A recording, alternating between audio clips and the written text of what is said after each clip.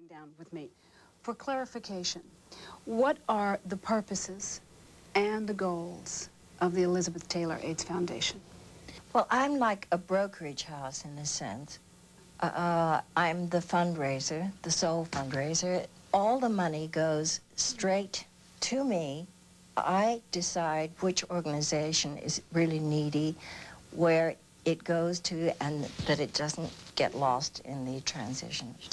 What would you say is the biggest obstacle for the Elizabeth Taylor AIDS Foundation? What do you have to overcome more than anything? The stigma that still exists. People don't really want to give money. They would rather give to something that doesn't have the stigma attached to it. Why is that? I mean, you're so... Because they don't want to become involved. They don't want a chink of their mind to think that there is a possibility that it could touch them. Mm-hmm. People want to think they're invulnerable to it, that it won't affect their lives or anybody that they know, and that simply is not the truth. In simplistic terms, if you looked at the first diagnosed case of AIDS as the beginning, and the final cure for AIDS as the finish of, say, a 100-yard dash, where are we on the track today from your perspective? There's no way of knowing where we are. I mean, I sometimes, in despair, think we're at square one. Mm-hmm. Then I talk to people and say, no, we've done this and we've done that. We've elongated life. We've made the quality of life so much better. But that isn't enough. That's not enough for me to say to somebody who has AIDS, your life is going to be improved in quality and it'll be a bit longer. That's just not enough for me. Certainly there are critics that say the current administration has not moved forward quickly enough or efficiently enough in the war against AIDS. I wonder what your thoughts are on that, if you think it's true. And I would agree with those critics. I don't think they've given enough money, and I don't think the research has been quick enough. We're talking about a pandemic. Mm-hmm. We're talking about something that is infectious and is not going to sit around and wait. And we all have to get a move on, particularly the government. It's their responsibility. We should mention Cirque du Soleil's involvement with this. Yeah. How did you connect with Cirque du Soleil, and how are they involved with the ETAF? It's just one of those things that kind of happened. It was a magical sort of happening, a kind of coming together. I think it's going to be a brilliant evening, and I'm just so thrilled to be associated with them because they're so magical and so neat that they have volunteered. This is something you've heard before, but I must tell you, as I sit here very close to you in this well-lit room, you are so beautiful. Well, thank you. That's very sweet. And I wonder how much of that beauty comes from the happiness of a marriage, which, by the way, isn't it about a month and you celebrate a year together? Oh, I think being happy and being happily married definitely shows in everything you do, your whole aura. Mm-hmm. I am very happy, and I love my husband. What are you hopeful about, Elizabeth? Are there things that you look at and say, well, there's hope there? This is... I'm hopeful that people will change their attitude. I'm hopeful that people will learn more about AIDS. So my desire would be that more people take it seriously. Talk to their neighbors about it. Talk to their children about it. Not in a threatening way, but in a way that, hey, this is out there. It's real. It's up to you. Help. Please help.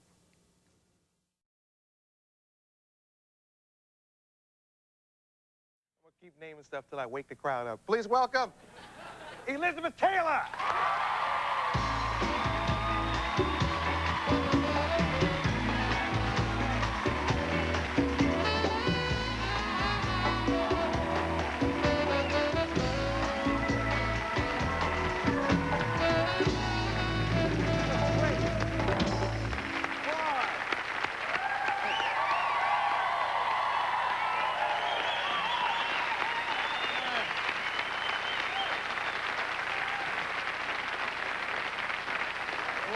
Oh, boy.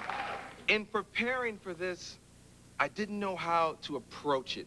So I looked for quotes that might help me to understand this woman, and I found this. Tell me, tell me. I'm loud, noisy, earthy, ready for much more living. I don't see you as being loud. Well, you haven't heard me laugh yet. Oh, okay. And I hear you have a bizarre and wild sense of humor. They don't, I mean, the roles that you've been given, do people see you as having a sense of humor, being a comedy actress? Well, you have to have a sense of humor to play Who's Afraid of Virginia Woolf. Yeah. That's heavy stuff. Mm-hmm.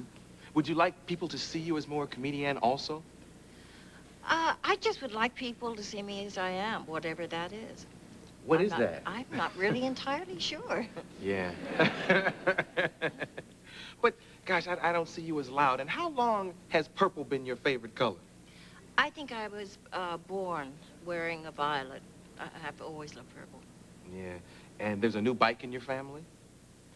Oh, I gave Larry a bike, a Fat Boy, for Christmas.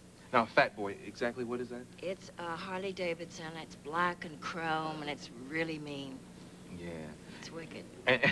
And your bike, I think your favorite one is the one Malcolm gave you, right? It's purple, naturally. Yeah.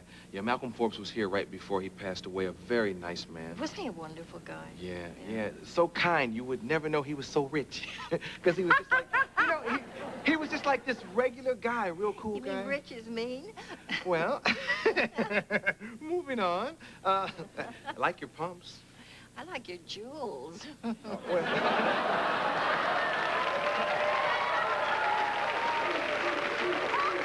sound I wanted to hear. Do it again. Oh, the please. barking? I love it, I love it.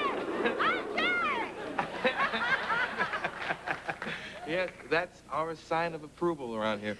I love it. There are a lot of myths about Elizabeth Taylor. What's your favorite? Oh, God, I don't believe them, so I don't have a favorite or an unfavorite because I just don't pay attention to them. That's good. A myth is a myth, exactly what it says. You know? Yeah. And I said that you were Michael Jackson's best friend, kind of as a joke, but who is your best friend? My husband. Oh, that's cool.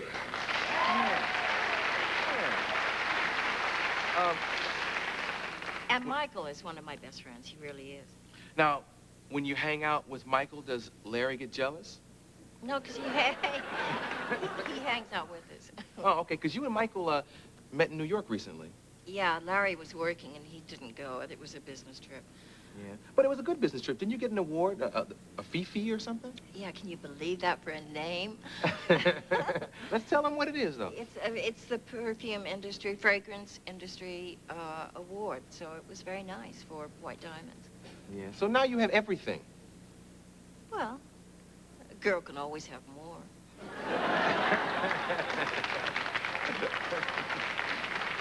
There are girls out there that know. Of all your movies, what's your favorite? I think Who's Afraid of Virginia Woolf, because it was, Oh. It was the most challenging.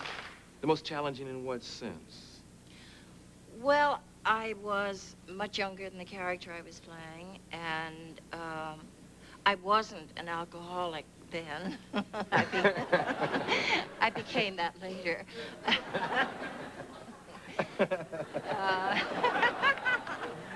There's the sense of humor they told me about. And, I wore padding and, you know, rubber on my face and had to change my voice. And it was a person I really didn't know, thank God, because she really wasn't a very nice lady. Yeah. How about Butterfield? You have an Oscar for that? I played a whore. One of your favorite roles? Actually, I hated the part. Not the part. I hated the circumstances because the studio said you have to do it.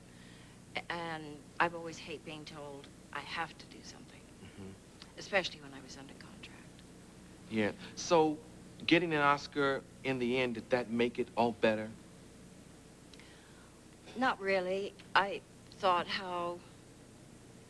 really thought I got this because I was sick and had a tracheotomy and almost died. It's a sympathy award.